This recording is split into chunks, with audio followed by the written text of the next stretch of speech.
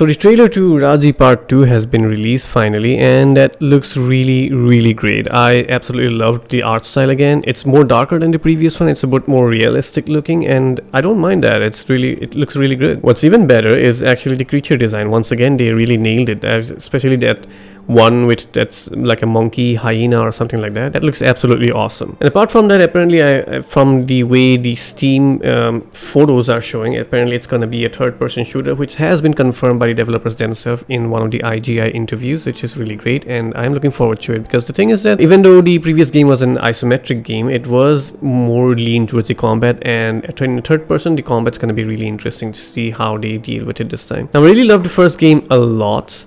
There were quite a few problems with it, but despite all those problems, I still loved it a lot because the art style, the atmosphere was so great, and the combat at the base level was really good. The gameplay really did click quite a bit in the initially, at least. That was my kitten. What was I saying? Right, regarding the combat, regarding the things of the first game. Yeah, it was really great. The art style was awesome. The atmosphere was great. The music was absolutely great. It is great. Just the problem with the voice acting was definitely noticeable right from the get-go. But I hope that they do well in the second game over here. And actually, in order to in preparation for the second game, I just thought that I should actually check out the first game one more time and see the thoughts that I had back when I played in 2021. Are they still valid now, or did these things change based on situation?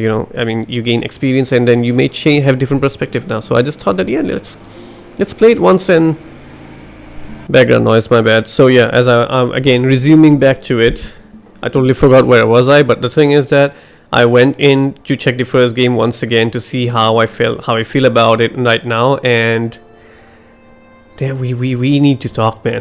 We need to talk. But before going into it, I just want to say, since this is the internet, I just want to clarify one thing. I really do not mean this video to be a sort of negative or demoralizing for developers. I really want them to succeed. I like the first game a lot, and I really hope that the second game actually gets better.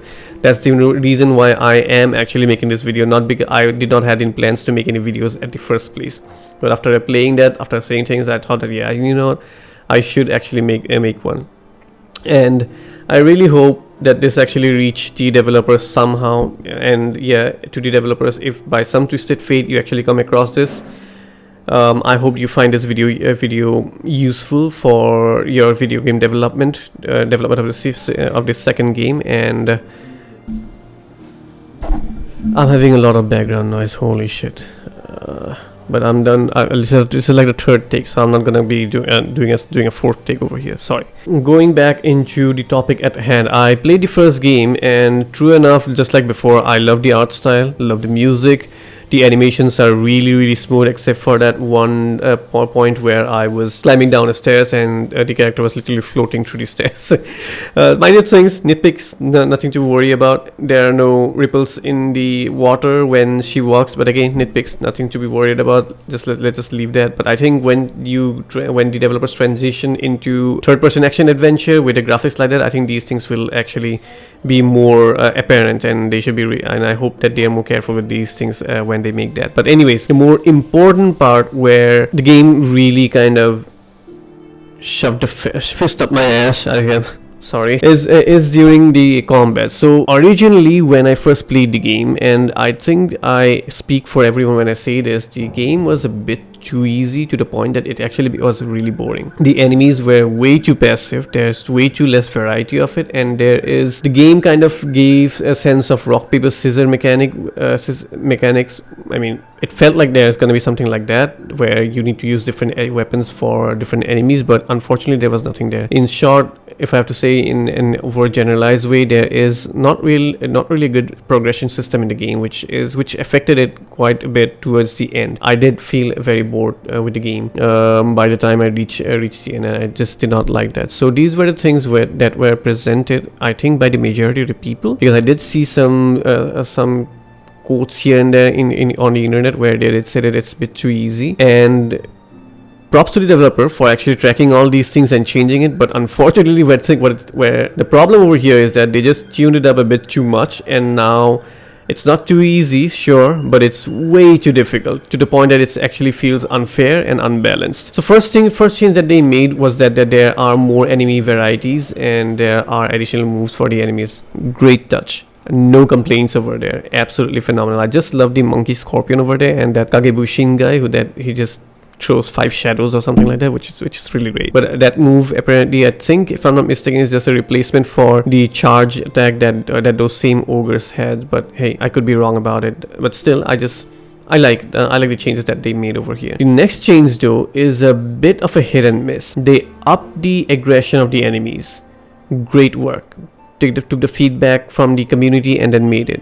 But now the problem is that they're just a bit too aggressive. And there, at the same time, there is, I don't know if this was a complaint, but I feel like there are a bit more enemies, little bit more enemies on per arena every time we get into a fight. And considering the fact that they did not change the moveset of the player character herself, it became a bit more tedious. It became too tough and it became too tedious. I repeated myself, but hey, you get the point. What happened over here now is that since the character's animations are still as slow as before, because Raji is very slow. She's acrobatic but very slow. If you just try out the dodging attacks, he has a 3-hit combo with different animations, and it takes ages for her to actually launch the attack finally. The part of the attack that actually hits and does damage. That problem I just encountered again and again while playing through this game, and it made it very annoying, because the thing is, the enemy, since all the enemies are very aggressive, I have to dodge continuously for a elongated period of time, and then when I finally get a chance to attack, she takes too much time to do it, and then I just lose the window and I have to dodge or cancel out of the animation once again. It happened a lot of times. Even, as a matter of fact, I'll put on some clips over here that actually shows how much time I spend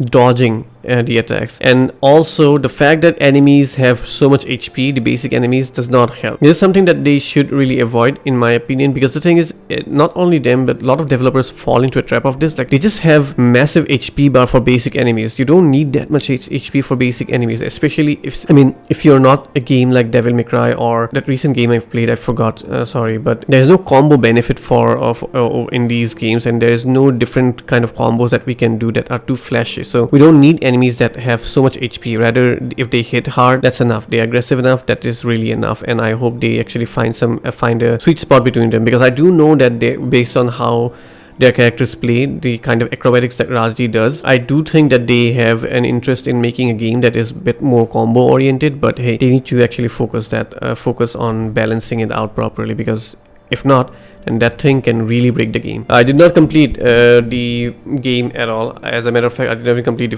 final boss. The reason is the hitboxes, which I will get into it. It's a very short topic, but yeah, because the game overall was just so tedious, and then I had to deal with that very bad hitbox over there, and I just thought that, yeah, it's unbearable. It was really unbearable. I did not enjoy this experience at all. I'd rather prefer the original make, where the enemies were less passive and got boring later on, because at least I was able to muscle through everything. We can muscle through the boredom if we can keep on moving forward. But if the boredom becomes such that it's due to because of the fact that we are stuck in some place, that is really dangerous. So hey, in case I really think that they should actually avoid doing this. I don't know how they're gonna do this. The obvious answer, the basic answer is, of course, they need to be more thorough with all the animations that are there, the attack animations and the enemy's aggression and all. But what I'm talking about is how they do it, because again, I'm not a developer. I'm just a consumer over here. I